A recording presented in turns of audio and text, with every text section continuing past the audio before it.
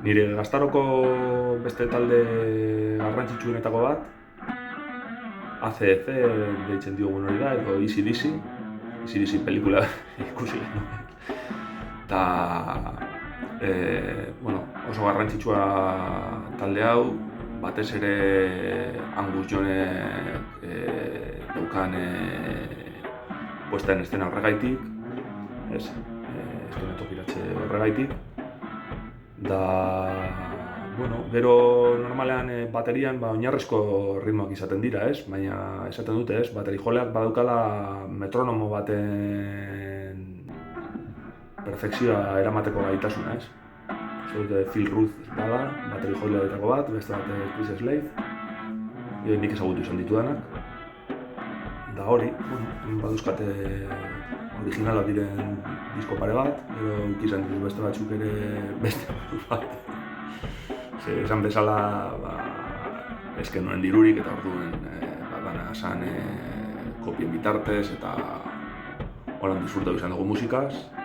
Baina, gero hori izan da modua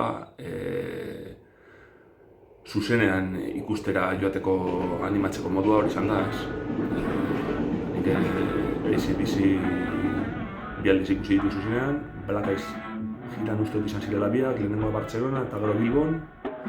Eta batez ere Bartzelonakoaren oroitzapen oso ona dauka, eta bumboa bioa sentitzen zela eta zegoen giro ederra eta oso polita zen. Disko pare bat.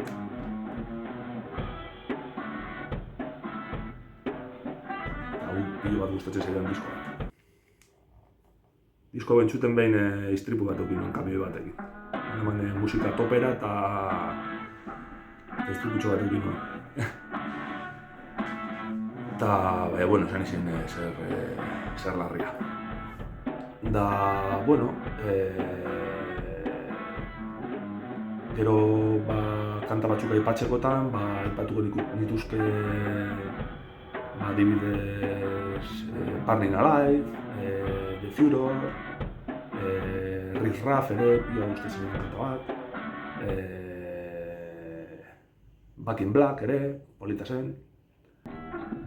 Eta holan titulutan galdu egiten naiz, baina bat aipatzekotan oso esanguratsu izan da niretzat, izan da For Those About to Rock. Gainera hemen korapillo handia zegoen politika mailan eta Euskal Herrian politika mailan itxarizko nahasmendua zegoen. Eta nik For Those About to Rock We Salute You, esan beharrean, esaten nuen For Those About to Rock Resolution. Eta, asko disfrutatzeko balio duen talde bat. Gomendatzen da.